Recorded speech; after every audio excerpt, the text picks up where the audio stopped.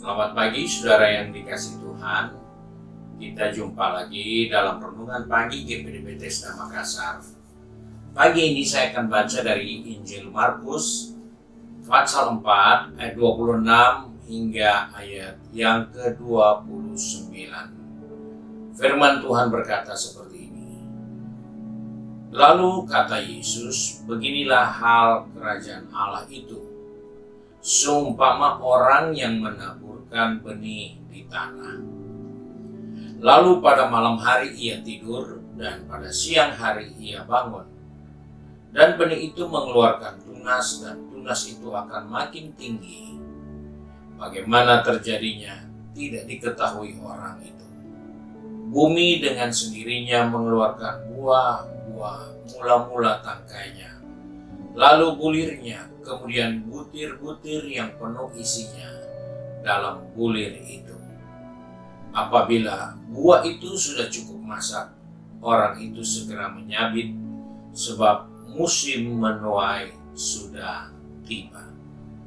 Puji Tuhan, kita baru membaca satu kisah tentang benih yang bertumbuh.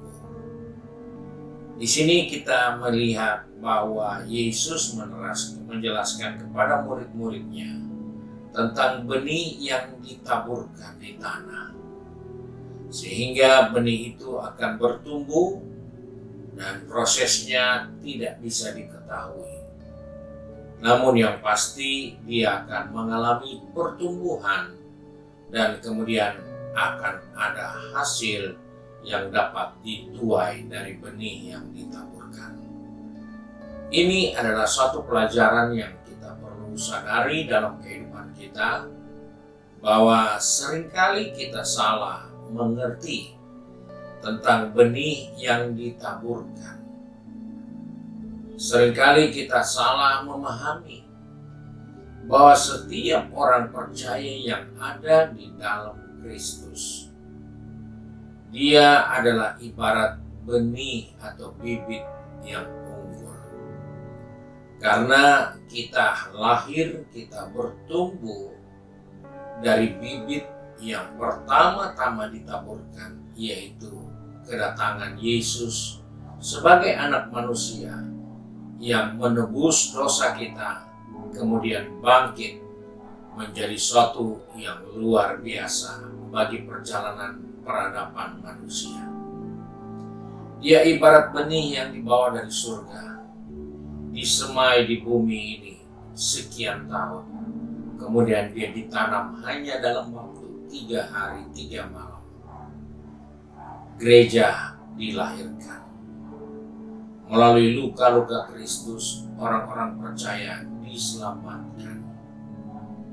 Dan itulah benih pertama yang telah ditaburkan sehingga terjadi pertumbuhan. Demikianlah perjalanan kehidupan orang percaya yang mengiring Tuhan. Sadar atau tidak, kita ini adalah bibit-bibit unggul yang sudah diperoleh melalui korban Kristus di salib. Oleh sebab itu jangan salah, bahwa ketika kita menabur, kita bukan mengubur. Yang dikubur tidak akan pernah bertumbuh. Yang dikubur berbicara tentang kematian untuk tidak bangkit lagi. Tetapi yang ditabur adalah memang ditaruh di tanah, tetapi dia harus dan dia punya peluang untuk bertumbuh. Karena di situ dikatakan bumi dengan sendirinya akan mengeluarkan buah. Dalam hal ini mengingatkan kepada kita bahwa jika kita menabur di bumi ini, maka dari bumi ini akan ada buah yang kita bisa tuai. Hal ini perlu menjadi perhatian kita sebagai orang percaya, karena banyak kali kita menganggap kita menabur benih seperti mengubur. Tidak ada hasil. Tidak akan ada gunanya ketika kita memberi, berkorban, membantu.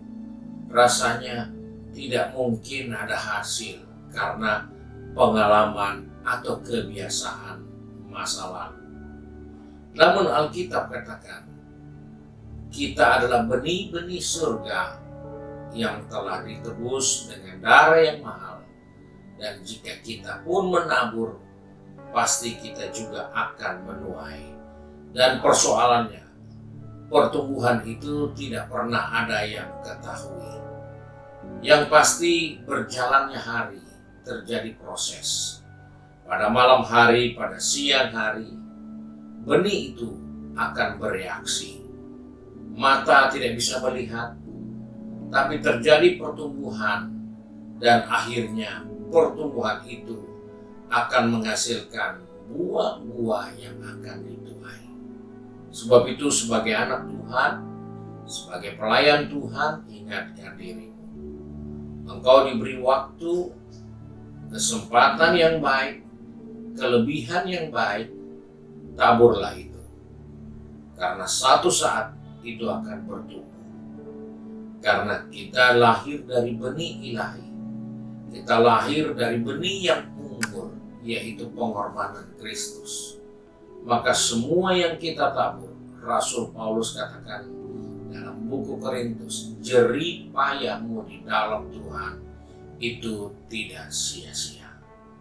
Pasti akan ada hasil, karena engkau telah ditebus dan engkau menjadi bibit, menjadi benih yang unggul, dan hasil taburanmu engkau akan lihat sesuatu yang luar biasa. Sehingga ketika musim menuai, orang-orang akan bersorak-sorai untuk menyabit, memetik buah hasil panen. Inilah yang diingatkan kepada saya dan saudara, bahwa kita sudah ada di zaman akhir ini. Alkitab menceritakan, di akhir zaman waktu dipersingkat.